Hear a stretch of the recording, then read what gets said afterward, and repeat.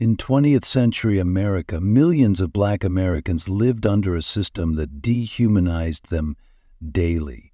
The laws of segregation were not just written rules, they were an oppressive force, present in every corner of society.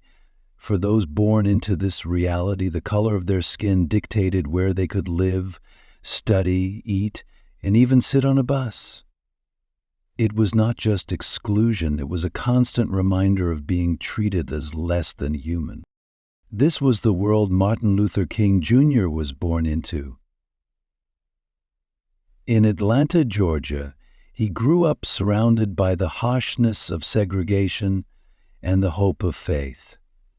His father, Martin Luther King Sr., was a preacher who believed in justice and equality, even when the world seemed determined to deny it. The pews of Ebenezer Baptist Church became a sanctuary where young Martin first heard the teachings of justice, compassion, and courage. These lessons planted the seeds for a vision that would one day change history. Martin's first encounter with racism came as a child. He had a close friend, a white boy, and they spent their days playing together, laughing and sharing their childhood. One day, his friend's parents told him they could no longer play because of the color of Martin's skin.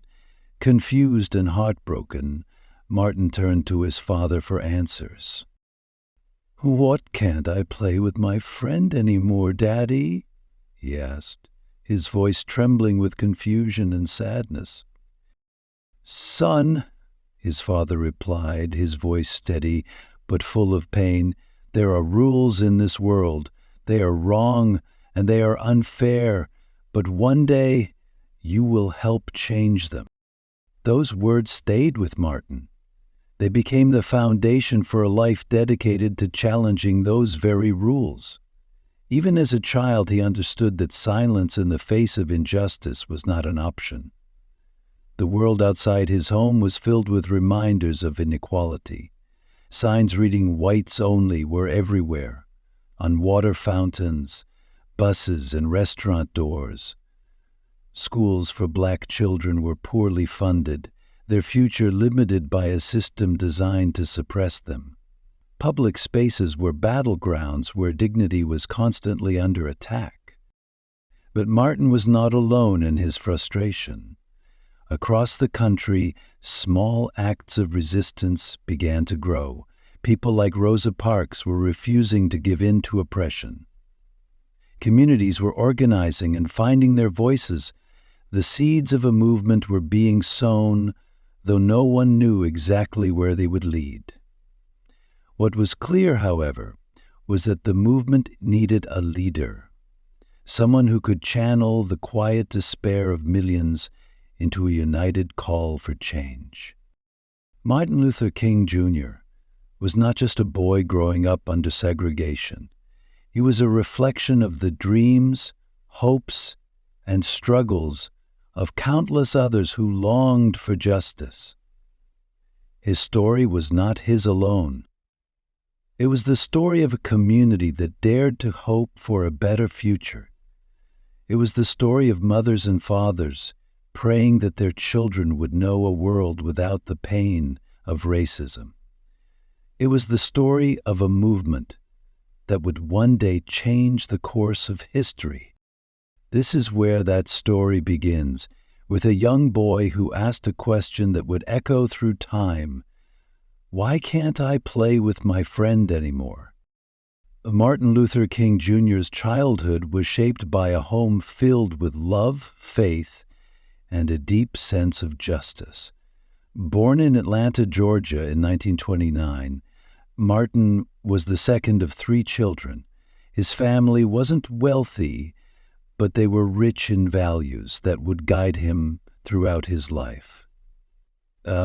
His father, Martin Luther King Jr., was a preacher at Ebenezer Baptist Church and a man of unwavering conviction. His mother, Alberta, was a school teacher who nurtured Martin's curiosity and love for learning. Together, They instilled in him the belief that all people deserved dignity and respect.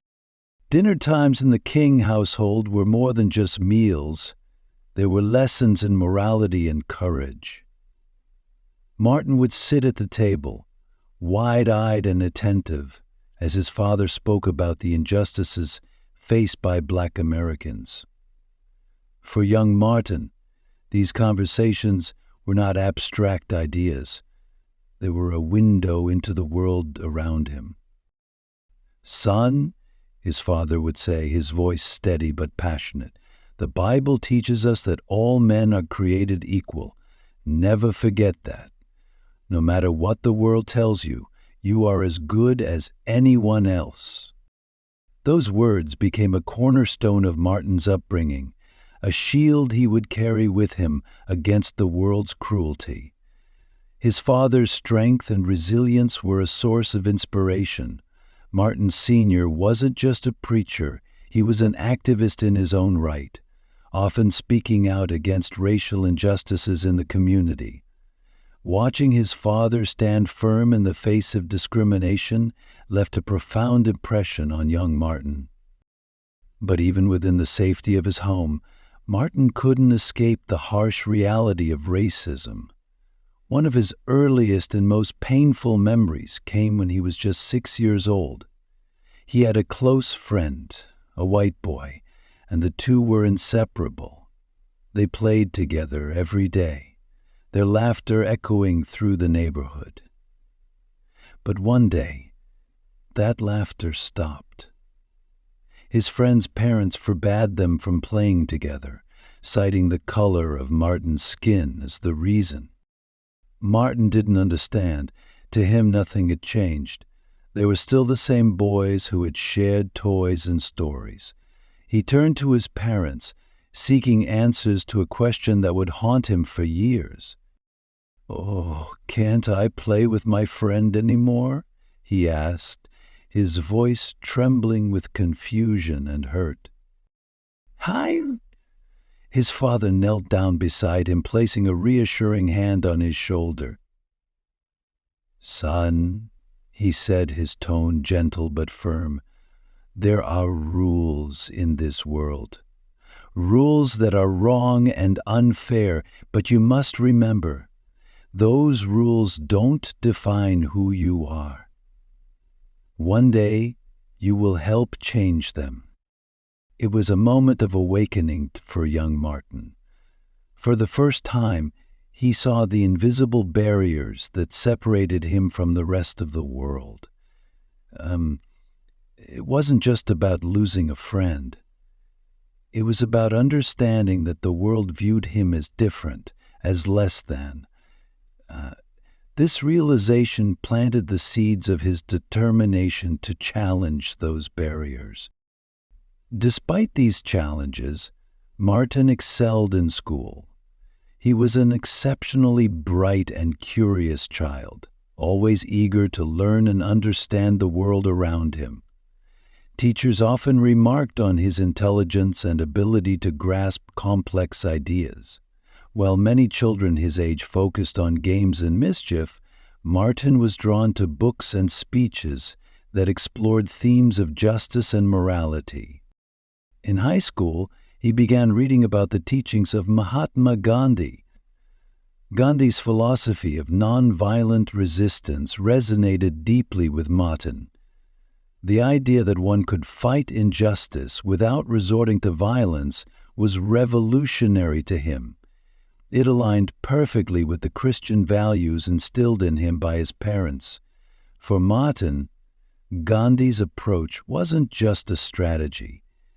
It was a way of life, a powerful tool for achieving change in a world riddled with hate. As he grew older, Martin began to see education as his path to making a difference. He skipped 2 grades in high school and entered Morehouse College at the age of 15, an extraordinary accomplishment for someone so young. At Morehouse, Martin found himself surrounded by professors and mentors who encouraged him to think critically about the issues facing Black Americans. It was here that his intellectual curiosity blossomed, and his vision for a better world began to take shape. Though his journey was just beginning, the foundation was clear.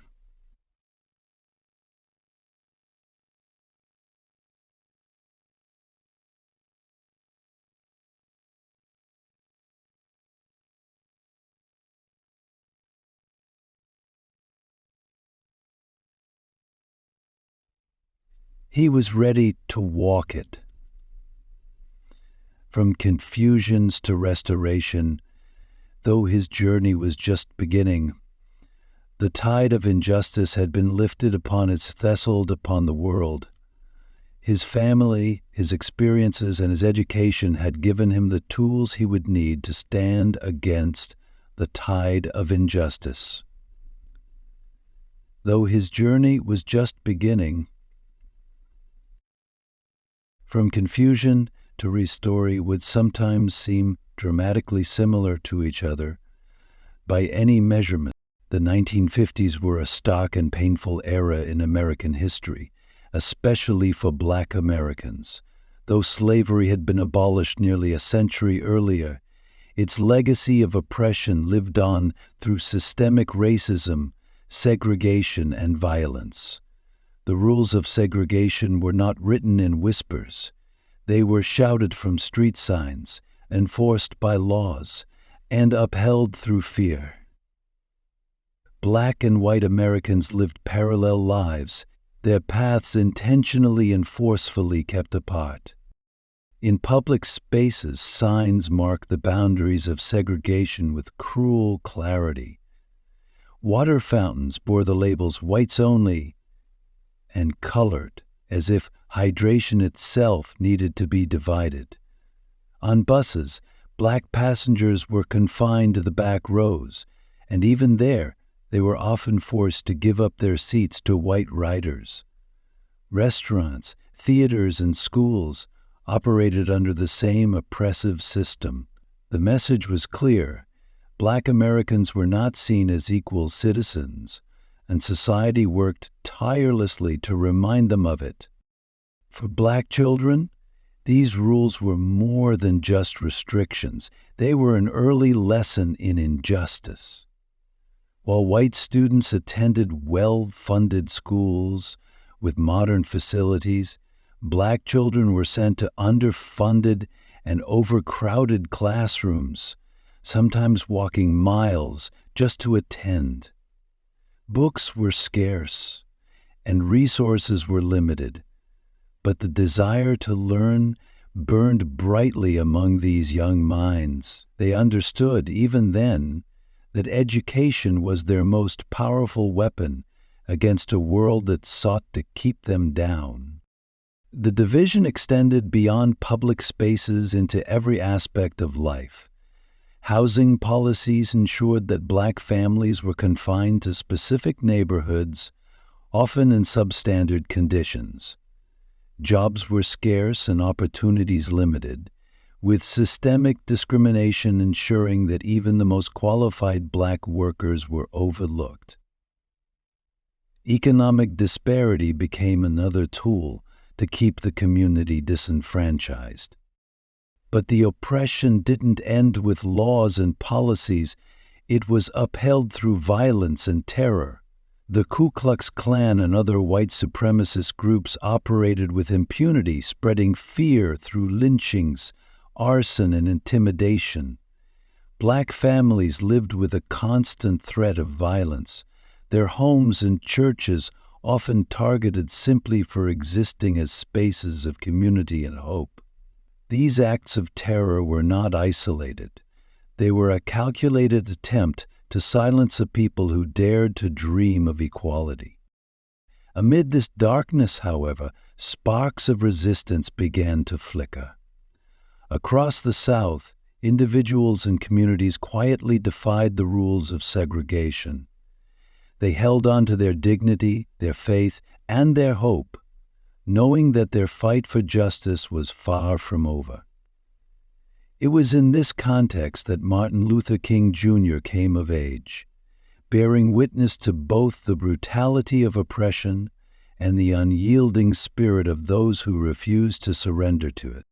For Martin, silence was never an option. He saw firsthand how these injustices shaped the lives of his friends, family, and neighbors. He saw the exhaustion in the faces of men and women who worked tirelessly only to be paid a fraction of what their white counterparts earned. He saw the pain in the eyes of parents who had to explain to their children why they couldn't sit at the front of the bus or play in certain parks. And he saw the courage of those same parents who continued to fight for a better future despite the odds stacked against them. The 1950s were a time of contradiction, a period where the oppression of Black Americans was at its peak, but so too was their resolve to fight back. The civil rights movement was beginning to take shape, driven by the collective will of a community that refused to be silenced.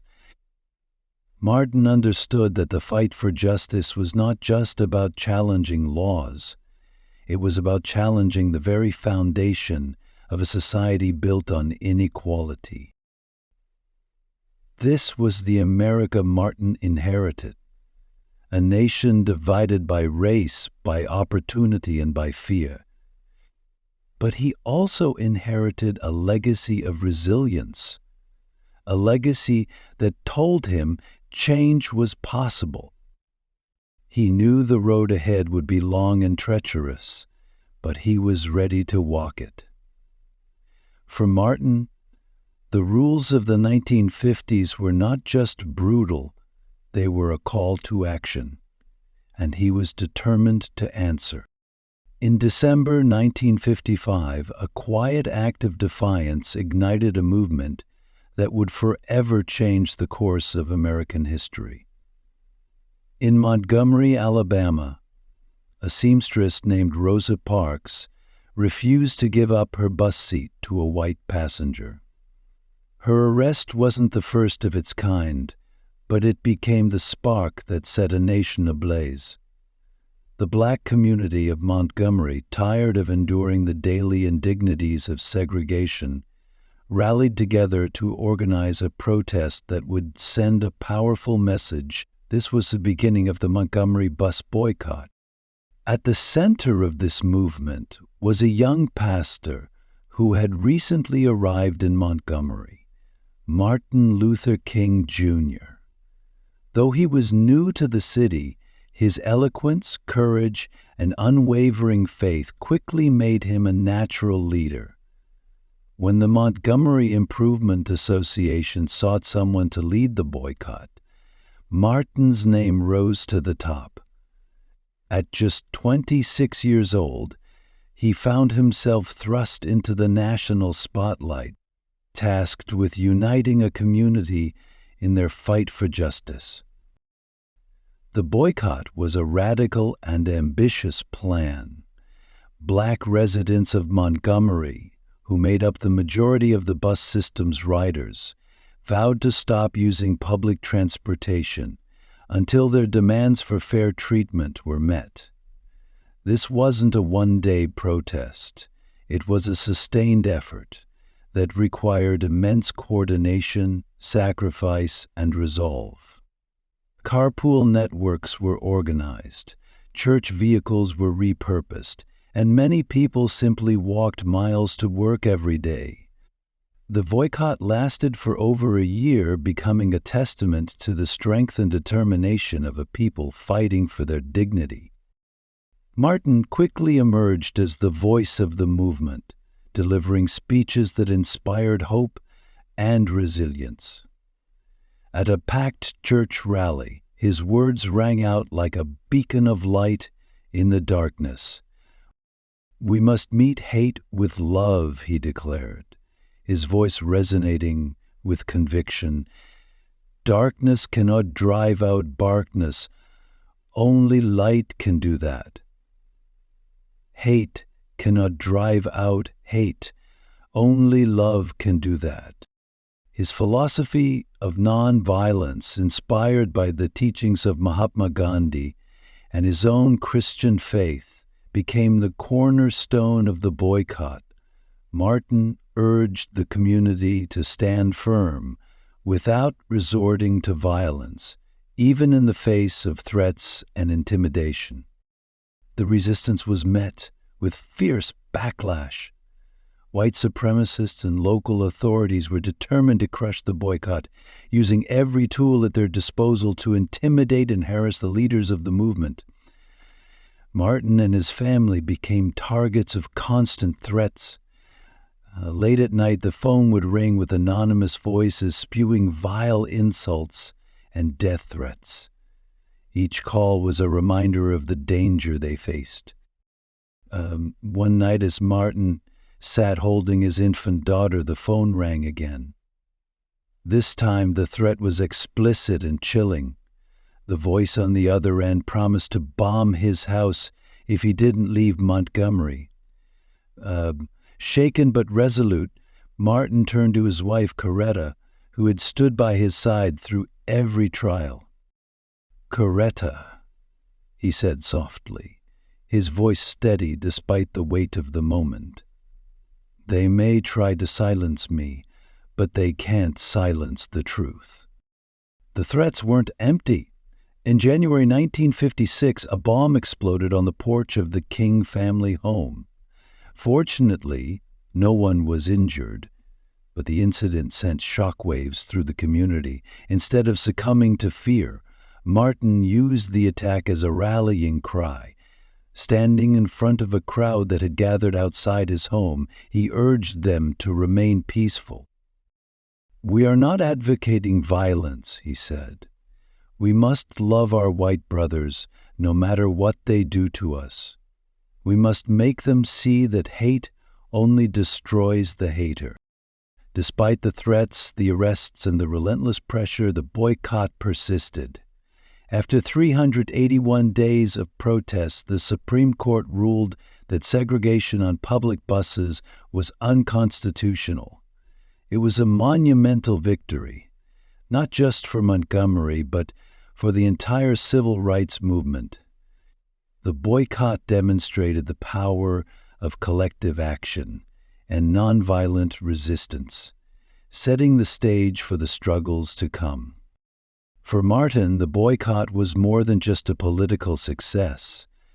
It was the moment he found his calling. He had always been a preacher, but now he was something more. He was a leader, a symbol of hope, and the voice of a movement that was just beginning to find its stride.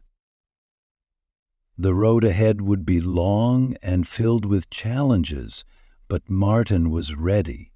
His resolve had been tested, and he had emerged stronger than ever.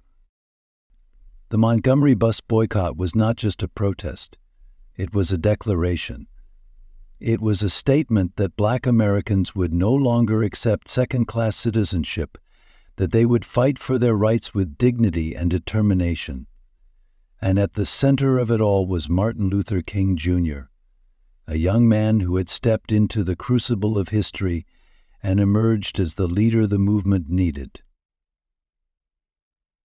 This was the birth of a leader, a man who would go on to change the world. After the success of the Montgomery bus boycott, Martin Luther King Jr. became a beacon of hope and a leader for a movement that was growing in size and momentum. The boycott was just the beginning. Across the South, the flames of resistance burned brighter as communities rallied to challenge the injustices that had long been entrenched in their lives. What followed was an era of organized protests, marches, and unwavering determination to dismantle the structures of segregation and inequality. Martin, along with other leaders, co-founded the Southern Christian Leadership Conference, SCLC, in 1957.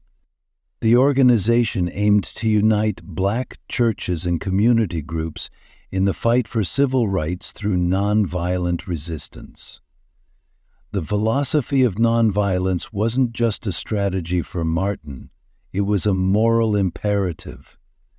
He believed that love and peace, even in the face of brutality, were the most powerful tools for change.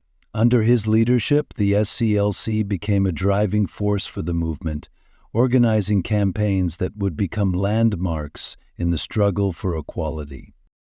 One of the first major tests of this philosophy came in Greensboro, North Carolina in 1960.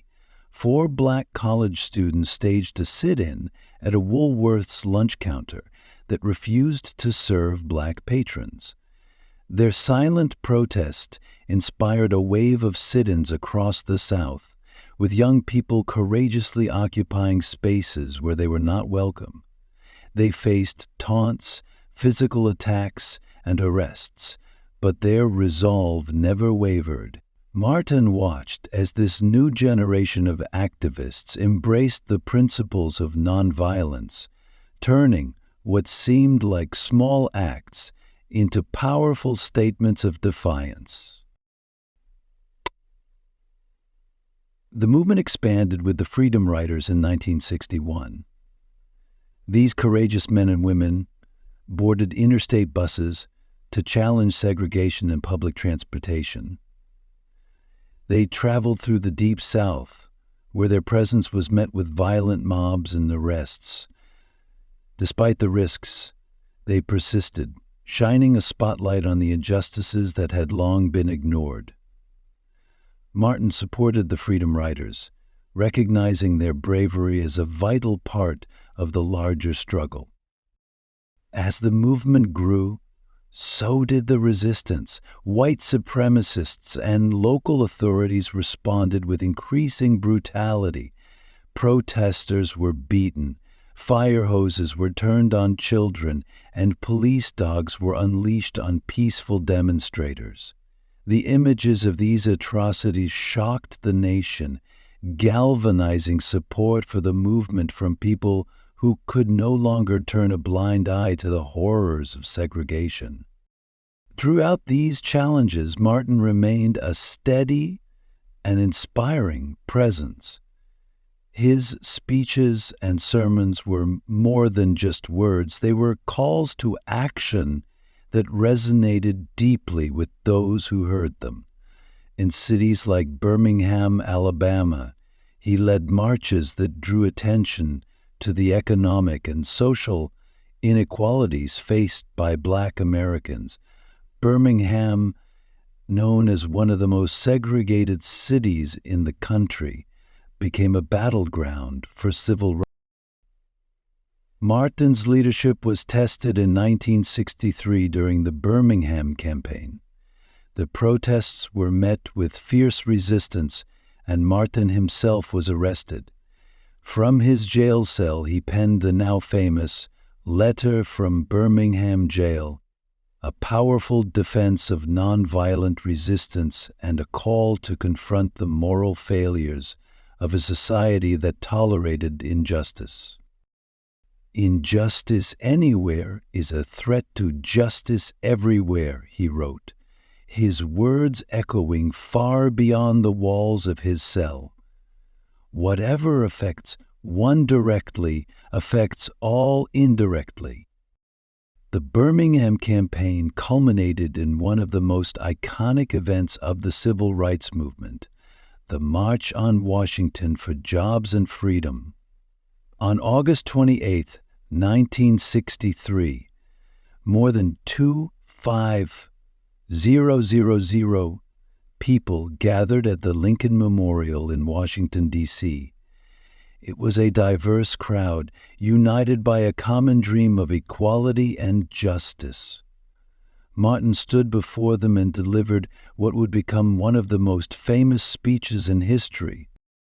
"I have a dream," he declared, his voice filled with conviction. "I have a dream that my 4 little children will one day live in a nation where they will not be judged by the color of their skin, but by the content of their character." The speech was a turning point, a moment when the hopes and dreams of an entire movement were crystallized in a single, unforgettable vision. The march not only brought attention to the injustices faced by Black Americans, but also demonstrated the power of peaceful protest to inspire change.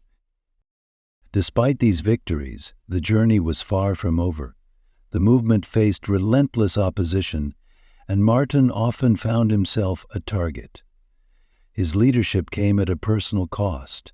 He endured threats, attacks, and constant scrutiny. Yet he remained resolute, driven by his vision of a better future. During one particularly grueling march, a young protester approached Martin, his face marked by exhaustion and fear. "Dr. King," he asked, "how do you stay so calm when they spit at us? How do you keep going?" Martin paused, his gaze steady. "Because I see beyond their hate," he replied. "I see a day when my children won't have to march for their rights. I see a day when this fight will be a distant memory, and justice will reign." His words reflected the core of his belief that this struggle was not just about the present, but about paving the way for future generations. It was about ensuring that the children of tomorrow would inherit a world where dignity and equality were not privileges, but rights. The civil rights movement was built on the courage and sacrifices of countless individuals. It was a collective effort that demanded resilience, unity, and unwavering faith. At its heart was Martin Luther King Jr., a leader who turned the pain of a community into a movement for change. Each march, each protest, and each sacrifice was a step closer to a dream that refused to die. This was the fight for civil rights, and it was only the beginning. August 28th, 1963 was a day that would echo through history. The nation stood at a crossroads, teetering between progress and stagnation. On this day, the Lincoln Memorial became the backdrop for one of the most significant gatherings in American history, reality. The March on Washington for Jobs and Freedom. More than 250,000 people of all races and backgrounds came together in unity, demanding justice and equality. The march wasn't just an event.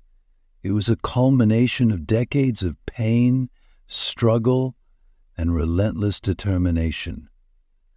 Organized by a coalition of civil rights groups, labor unions, and faith leaders, the march aimed to highlight the economic and social inequalities that plagued the country.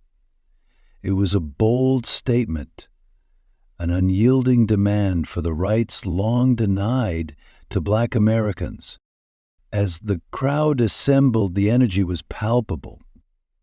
The Washington Monument stood tall, a silent witness to the sea of humanity gathered below. The air buzzed with anticipation as speakers took the stage, each voice adding to the symphony of hope and defiance. But the moment that would forever define this day came when Martin Luther King Jr. stepped forward to deliver the final speech. Martin stood before the microphone, his presence commanding yet humble. He gazed out at the crowd, a tapestry of faces united in purpose. The weight of the moment was not lost on him. This was more than a speech. It was an opportunity to galvanize a movement, to inspire a nation, and to articulate a vision of a better future. He began by acknowledging the significance of the march. "I am happy to join with you today," he said, his voice steady and deliberate, "in what will go down in history as the greatest demonstration for freedom in the history of our nation." From the start, his words resonated deeply. He spoke of the promises made by the Declaration of Independence and the Constitution, promises that had been denied to Black Americans. He described the injustices of segregation and economic disparity, painting a vivid picture of the struggles faced by millions. But it was in the latter part of his speech that Martin transcended the moment. As if inspired by the spirit of the crowd, he moved away from his prepared text and began to speak from his heart. His voice grew stronger, filled with would become immortal. "I have a dream," he declared, his tone rising with each repetition. "I have a dream that one day every valley shall be exalted, every hill and mountain shall be made low, the rough places will be made plain, and the crooked places will be made straight. And the glory of the Lord shall be revealed, and all flesh shall see it together." His dream was not just for Black Americans, it was a dream for humanity. It was a vision of a world where people would be judged not by the color of their skin, but by the content of their character. It was a call to action that transcended race, geography, and time. The crowd was electrified. Cheers erupted as Martin's words washed over them, each sentence a beacon of hope. He spoke of freedom ringing from the hills of Georgia to the mountains of California, from the Stone Mountain of Georgia to Lookout Mountain in Tennessee. He painted a picture of unity where children of all races could join hands and proclaim, "Free at last, free at last. Thank God Almighty, we are free at last." The speech was more than a moment of inspiration. It was a turning point. It captured the aspirations of a movement and gave voice to the pain and hopes of generations. It wasn't just a speech, it was a call to action that reverberated across the globe. Leaders from around the world took notice, and the fight for civil rights became an international issue. The impact of the March on Washington extended far beyond that day. It put pressure on lawmakers to address the injustices that had persisted for far too long. Within a year, the Civil Rights Act of 1964 was passed, outlawing segregation in the public places and banning employment discrimination. Martin's dream had begun to take shape in the policies of a changing nation. But the road ahead was still long. Martin understood that one speech, no matter how powerful, could not erase centuries of oppression. The movement needed continued action, sacrifice, and unity. Yet, for one shining moment, the March on Washington had shown what was possible when people came together with a common purpose. As the sun began to set over the National Mall, the crowd slowly dispersed, their hearts full of hope and determination. The words of Martin Luther King Jr. lingered in the air, a reminder of the work that remained. For those who had gathered that day, the dream was no longer just Martin Luther King Jr. It was theirs. It was a dream that would continue to inspire future generations, a dream that reminded the world that justice, equality, and freedom were worth fighting for. The civil rights movement gained momentum with each march, sit-in, and speech, but it also encountered fierce resistance. For every victory, there was a backlash, often violent, as those who sought to maintain the status quo fought to preserve their power. The journey was fraught with pain, but within that pain were moments of triumph that propelled the movement forward. Birmingham, Alabama became a critical battleground in 1963. Known as one of the most segregated cities in the United States, it epitomized the systemic racism that the movement sought to dismantle. Martin Luther King Jr. and the Southern Christian Leadership Conference, SCLC, launched a campaign to desegregate public spaces and draw attention to the plight of Black Americans. The protests began with sit-ins, marches, and boycotts of businesses that upheld discriminatory practices. The response from authorities was swift and brutal.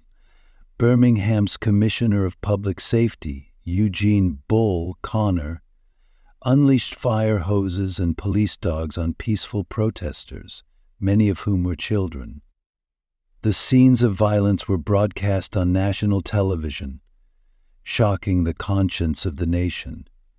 Young protesters, some as young as 6 years old, were dragged away by police, their cries echoing through the streets. The brutality was meant to intimidate, but instead it galvanized support for the movement. The world could no longer ignore the horrors of segregation. Despite the violence, Martin remained steadfast. He urged protesters to hold on to their commitment to nonviolence, even in the face of unimaginable cruelty. Addressing a weary crowd, he reminded them of their purpose. "The road is long," he said, his voice steady and resolute, "but every step we take brings us closer to freedom." The campaign in Birmingham achieved a significant victory when city leaders agreed to desegregate public spaces, yet the triumph was bittersweet. Shortly after the agreement was reached, a bomb exploded at the 16th Street Baptist Church, killing 4 young girls. The tragedy was a stark reminder of the hatred that still loomed large. But it also strengthened the resolve of the movement. This struggle continued in Selma, Alabama in 1965, where the fight for voting rights took center stage. Despite the passage of the Civil Rights Act of 1964, discriminatory practices still prevented Black Americans from exercising their right to vote. Martin and other leaders organized a series of marches to demand equal voting rights. The most infamous of these was the march from Selma to Montgomery, a journey of over 50 miles that symbolized the long road to justice. On March 7, 1965, later known as Bloody Sunday, hundreds of peaceful marchers attempted to cross the Edmund Pettus Bridge in Selma. They were met with state troopers who attacked them with tear gas, clubs, and whips. The brutality was relentless, and many marchers were severely injured. Once again, the images of the violence were broadcast nationwide, drawing widespread condemnation and rallying support for the cause. In response to the attack, Martin called for another march. This time, thousands of people from across the country joined in solidarity. Their determination was unshaken, and they completed the march to Montgomery, standing as a testament to the resilience and unity of the movement. The events in Selma led directly to the passage of the Voting Rights Act of 1965, a landmark piece of legislation that aimed to eliminate racial discrimination in voting. The triumphs of the movement came at a heavy cost.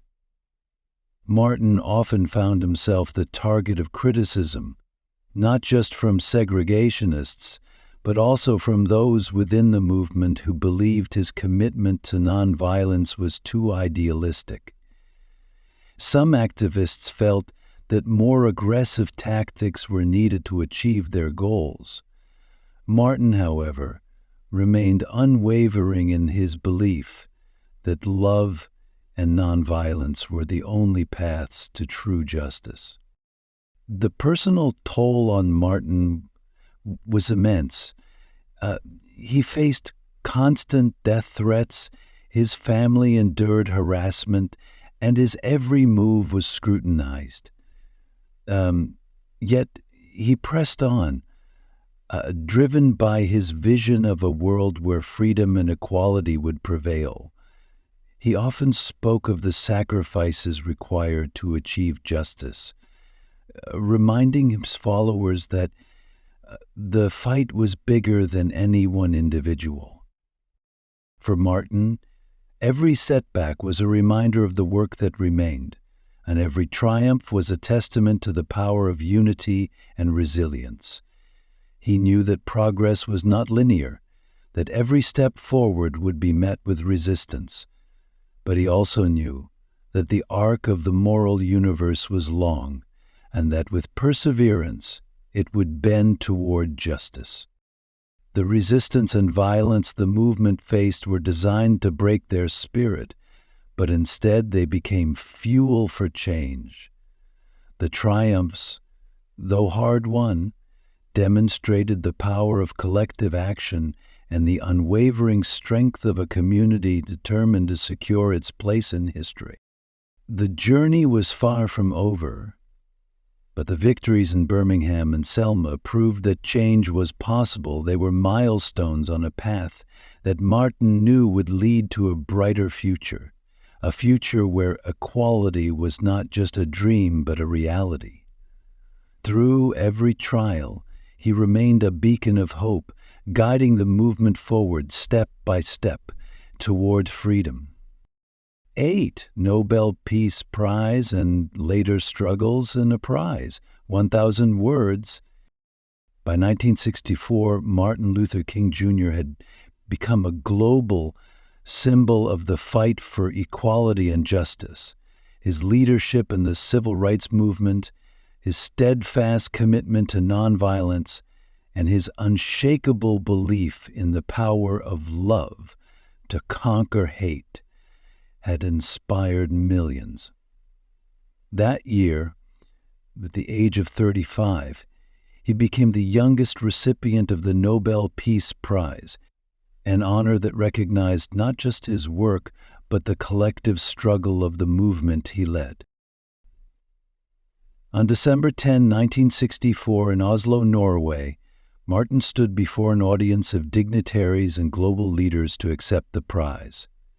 His speech was not one of self-congratulation, but of humility and resolve. "I accept this award," he said, "on behalf of all those who stand up for justice, peace, and human dignity. It is not an award for me alone. It is for the countless voices that have cried out for freedom." The recognition was a validation of his efforts, but it also came with a sobering reminder of the work that remained. Even as he accepted the prize, back home in the United States, the fight for civil rights continued. The Civil Rights Act of 1964, which outlawed segregation in public places, was a monumental step forward.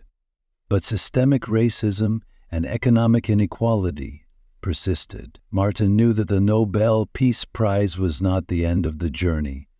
It was a call to deepen his commitment to justice. As the movement gained more victories, Martin began to expand his focus.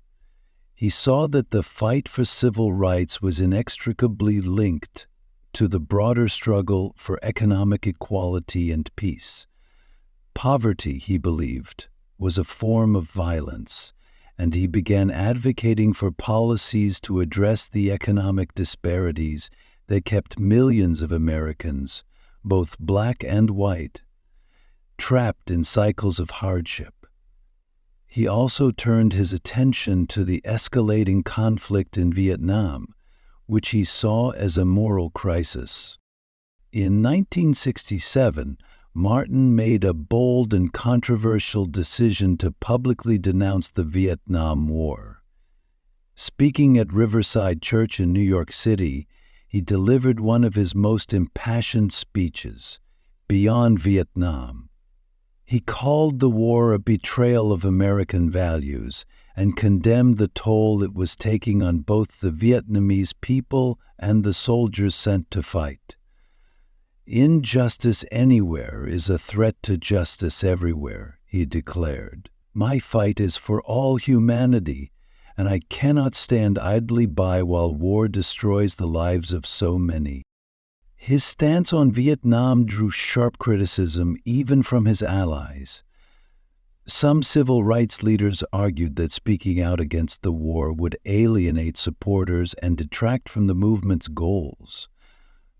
Politicians and media outlets accused him of overstepping his role as a civil rights leader. Even the public, once enamored by his vision of unity, seemed divided. But Martin stood firm. For him, justice was indivisible, and silence in the face of injustice was not an individual act. Whether you recognized it as a group, a world, or an individual or prod, was not an option. The backlash was not just ideological, it was personal. The FBI, already monitoring him closely, intensified its efforts to discredit him. Threats against his life increased, and his critics painted him as a divisive figure. But Martin remained undeterred, driven by the belief that his moral convictions were worth any cost. As he continued to push for economic justice, he launched the Poor People Campaign in 1968. This ambitious initiative sought to unite people of all races in a fight against poverty. Martin envisioned a march on Washington that would demand economic reforms, including better wages, affordable housing, and access to education. The campaign reflected his understanding that civil rights and economic justice were inseparable, that true freedom required not just equality under the law, but also the ability to live with dignity. Despite his relentless efforts, Martin faced growing fatigue and frustration. The toll of years of activism, constant threats, and public scrutiny weighed heavily on him. Yet he remained steadfast, driven by a vision of a world where justice prevailed. In his final months, Martin often spoke of the sacrifices required to achieve meaningful change. He acknowledged the dangers he faced, but refused to let fear dictate his actions. In one of his last speeches, he said, "I have been to the mountaintop, and I have seen the promised land. I may not get there with you, but I want you to know tonight that we, as a people, will get to the promised land." The Nobel Peace Prize was a recognition of Martin's remarkable achievements, but it was also a reminder of the battles yet to be won.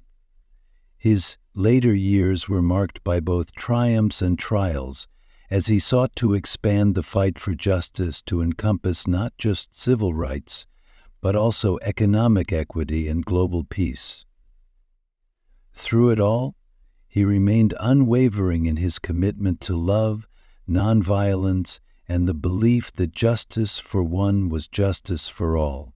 Martin Luther King Jr. was not just a leader, he was a moral compass, guiding a nation toward a better future.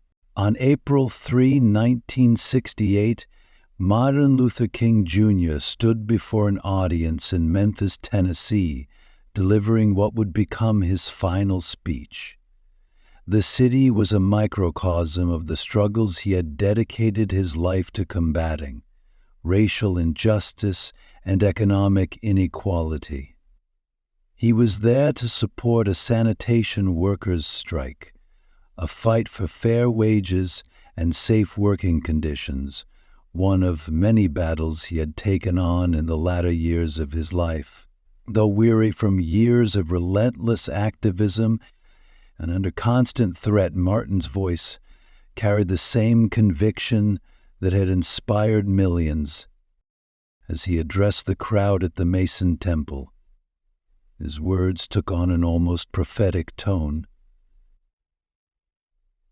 I have been to the mountaintop, he declared, his voice resonating with both strength and solemnity.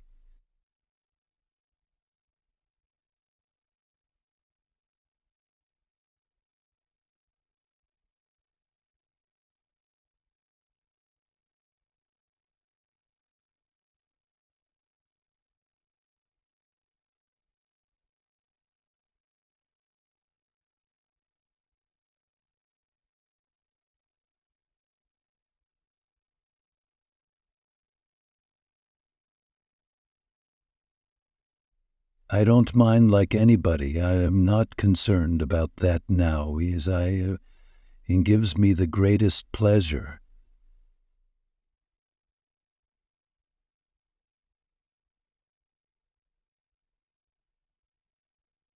I may not get there with you, but I want you to know tonight that we, as a people, will get to the promised land.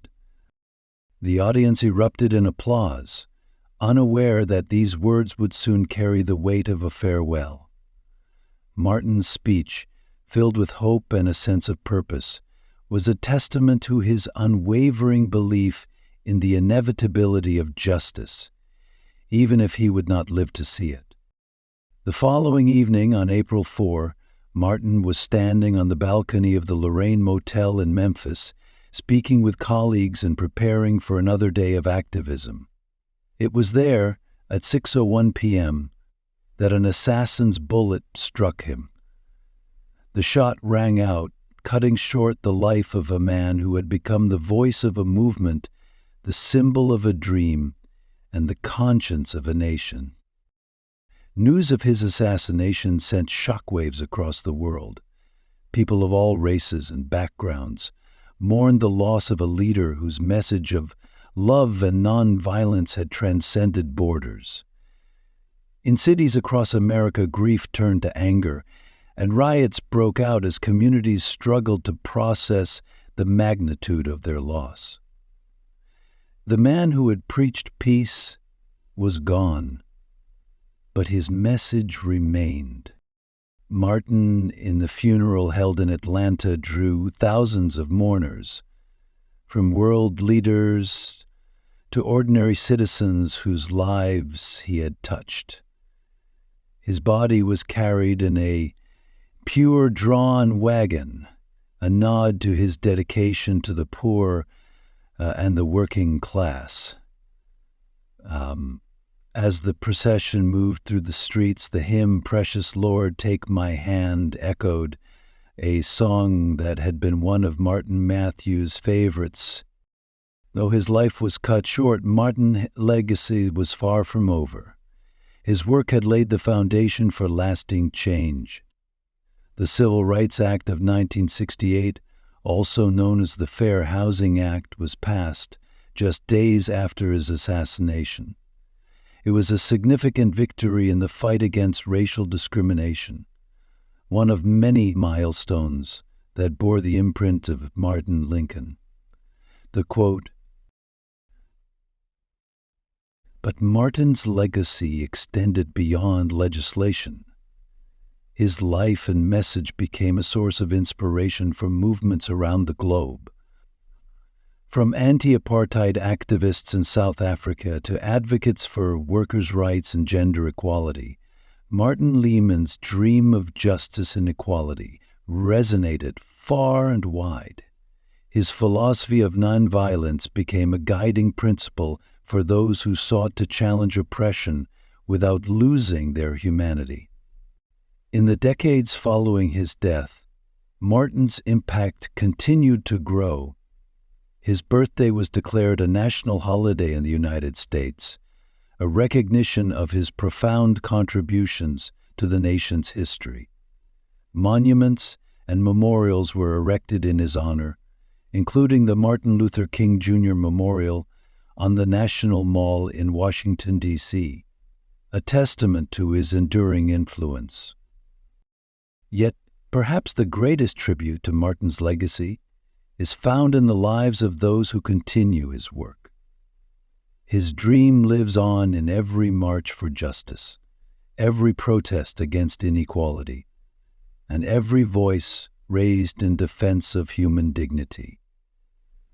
His words, etched into history, serve as both a reminder of the progress made and a call to action for the work that remains. His life was cut short, but his dream lives on, echoes in the hearts of those who refuse to accept a world marred by injustice. Martin's legacy is not confined to the past. It is a living, breathing force that continues to inspire and challenge humanity to be better, to do better. As history looks back on Martin Luther King Jr., it is not just his accomplishments that stand out, but the values he embodied. Courage in the face of fear, hope in the face of despair, love in the face of hate. These were the principles that defined his life and that continue to guide those who follow in his footsteps. Martin's journey ended on that fateful evening in Memphis, but his vision of a just and equitable world remains alive. It is carried forward by those who believe, as he did, that the arc of the moral universe is long, but it bends toward justice. His life may have been taken, but his dream remains unbroken, a testament to the power of one man's unwavering faith in the potential for good. Martin Luther King Jr. was more than a leader. He was a catalyst for change, a visionary who believed in the power of hope, courage, and unity. His life's work not only reshaped the American landscape, but also inspired movements around the world. From the anti-apartheid struggle in South Africa to modern protests for racial justice and human rights, his message continues to resonate across generations. Today, his legacy is visible in the marches and demonstrations that fill the streets, in the voices that demand equality and dignity for all people. The movements that have risen in recent years, such as Black Lives Matter, draw from Martin's principles of nonviolence and relentless pursuit of justice. His words, spoken decades ago, serve as a guide for those who stand against systemic racism, economic disparity, and social inequality. Martin Luther King Jr. taught us that one voice can spark a revolution. The message echoes. His life is proof that even in the face of insurmountable odds, one person's courage can ignite a collective movement. His dream, rooted in the belief that all people are created equal, challenges us to confront the injustices that persist in our world. But his dream is not yet fully realized. Racism, inequality, and oppression still cast long shadows, reminding us that the fight is far from over. Martin's legacy is a call to action, urging us to step forward and continue the work he began. It is a reminder that progress requires effort, sacrifice, and unwavering determination. Each of us has a role to play in this ongoing journey. It begins with education, understanding the systems that perpetuate inequality, and challenging them at every turn. It continues with advocacy, using our voices to demand change in our communities, our governments, and our institutions. And it is sustained by unity, standing together as Martin taught us, to ensure that justice prevails over hatred and division. Martin's life serves as both an example and an invitation. His actions inspire us to believe in the power of nonviolence and the strength of collective action. His words remind us that injustice anywhere is a threat to justice everywhere, and his dream challenges us to imagine a world where equality is not an aspiration, but a reality. The question now is not whether his dream can be achieved, but whether we are willing to fight for it. Will we raise our voices as he did against injustice? Will we march for the rights of those who are marginalized? Will we strive to create a world where every child, regardless of their background, can live with dignity and hope? As the fight for justice continues, we honor Martin's legacy not just by remembering his words, but by living them. Every step toward equality, every act of compassion, and every stand against injustice is a testament to his vision. His dream lives on in the actions we take and the courage we show. Martin Luther King Jr. taught us that one voice can spark a revolution. Will you raise yours? The choice is ours. Together, we can carry his dream forward, turning it from an aspiration into a reality. The road may be long, but as Martin taught us, every step brings us closer to freedom. Let his legacy be the light that guides us as we continue the fight for justice, equality, and peace.